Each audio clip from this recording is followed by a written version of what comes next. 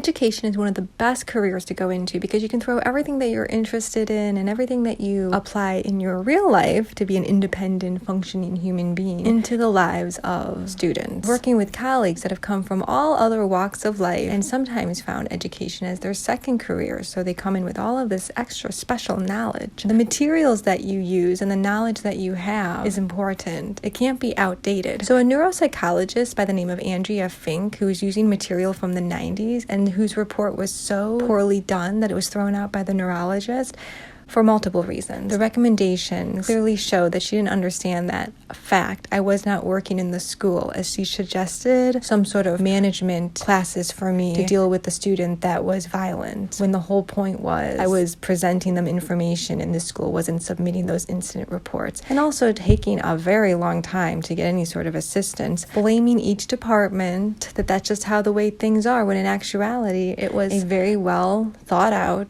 disuse of a system that no one really understands and that relies on all these individual parts. So of course you can blame each other because you're never going to see those people or departments up close and personal until they actually brought everybody in and they all did the same behavior. Now, so look for material that's outdated. Now here's two examples of two different DBT or CBT courses that use cognition or behavior to address symptoms of stress. One is from 1993 and the other is from 2016. One actually uses biological symptoms and science, and one is always going back to blaming the patient for them not being able to do these little exercises. This was one of their favorite exercises to do. Like, doing this skill was going to solve everything for everyone. And the facilitators are doing this skill and showing us how easy it is. Well, yeah, because you're not under the same distress that these individuals are, and that's basic needs. Where are they going to sleep tonight? What are they going to eat today? They're hungry. What are they going to wear? Because this one gentleman is always in flip-flops, even in the winter time. And lastly, what about the violence that's happening, whether emotionally, physically, sexually, in their community? They just basically decided if your trauma is too difficult to manage and half smile is not effective for you, then they have nothing for you. But they still took the money. Don't forget. Step 1, write it all down. One day you might forget how to turn that frown around. Step 2, describe what they did to you. You can use names and definitely record them too. Step 3, share your life publicly. Don't feel cold. This is going to be some don't feel cold. So at this point, I'm kind of forced into a corner because the union tells me that they will not proceed with any sort of case filing regarding this matter anymore, even though the principal could have been asked to testify on the day of the evaluation when he walked out when violence was in front of his face. Later, teachers told me that in order for the principal to evaluate, he has to write down everything that happened second by second.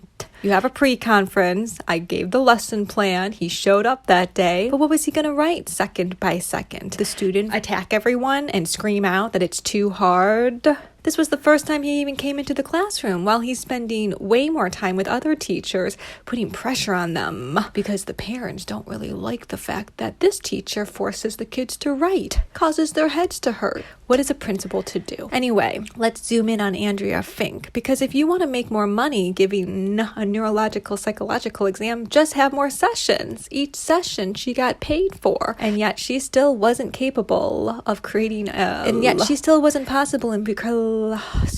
creating a report that was usable by a neurologist, because she even said she couldn't draw any conclusions except to give me some sort of classroom management training when I wasn't working at the school at that point. That's why I was under neurologist care. Who referred me to this woman? And what does that mean for individuals' pocketbooks? Isn't that the point? Right? Keep it all within the same group of people. A little tit for tat. Let me help you out here. And yet the quality of work doesn't matter. Whew, just getting through that was rough enough. Sorry, if you picked up on what I'm trying to say, good for you. If you're a little confused, don't worry. I'm showing concussion as it pops up in the first moment that you can hear it. Because quite frankly, I'm not a very big talker. I'd rather stay quiet about these issues, but that ain't gonna help anyone remove the stigmatization. So one day we will read Andrea's report that's so full of stigmatization and opinion which again blames the patient, which is why I say she's prior knowledge. Cut it. So technically it takes me 2 to 3 tries to really sum up what I'm trying to say. Yeah, and again, that's the post-concussive syndrome symptoms that I'm trying to, show. Because if this is the difficulty of explaining things, I know I was crystal clear when doctors can just change the narrative. And if that's the skill set that they rely on when a patient isn't getting proper when a patient is realizing how dishonesty is so effective in a medical setting as well as an educational one, don't forget they work together, then I guess ultimately what I'm trying to say is if you do a shitty job, you can still get paid, and yet your report did not. Let's go revisit Andrea Fink. And all I'm trying to say is, so I'm going to write your review soon, and I'm going to get in contact with your office to let you know that you stole money from me. And because I'm a consent expert, so I'm going to give you a choice. You can get in touch with me, and we'll discuss the report that you did that was mangled. Because the point is that you learn from this. Because the point is, I want these doctors to learn from their mistakes so they don't keep making the same one and cause immeasurable harm to victims who are just trying to get some proper treatment. But if there's no standards for psychiatrists, then that's kind of a problem, don't you think? Andrea Fink, I'll be contacting your office soon and letting you know that you took money that was fraudulent because your report was rejected, all right? And then we'll continue the conversation publicly, not privately anymore. Thank you. As soon as I realized that my amazing evaluations and work record and attendance didn't matter, I just made sure that I got no gag order. That means non-disparaging disclosure and a confidentiality clause would not be part of any agreement moving forward, since the union told me that they weren't going to support this case anymore. And that came around the time when opposing counsel kept asking why I was going back to the school, and I shared that there was a sexual abuse allegation, and I had done my own investigation. Back to that tussle for the EU's top jobs, and the finance world was most closely watching who would be selected as the next chief of the European Central Bank and our business training. She was a key figure, though, at the centre of the Eurozone crisis while at the IMF. Previously, she served as French finance minister under Nicolas Sarkozy, but her record isn't blemish-free. In 2016, she was found guilty of negligence over a compensation payout to French businessman Bernard Tapie, but was given no sentence as part of that legal process. And found the administration to also bury that,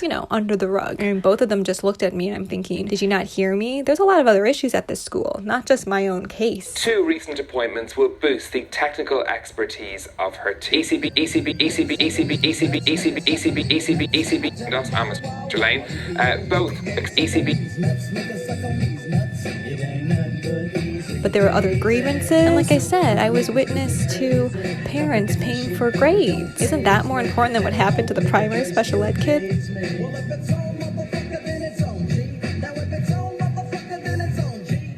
What happened to the primary special ed kid? Apparently, it was not. I talk about consent a lot because if you remove choice, then that is removal of consent. That's when people get a little cray-cray. It's true. Thank you.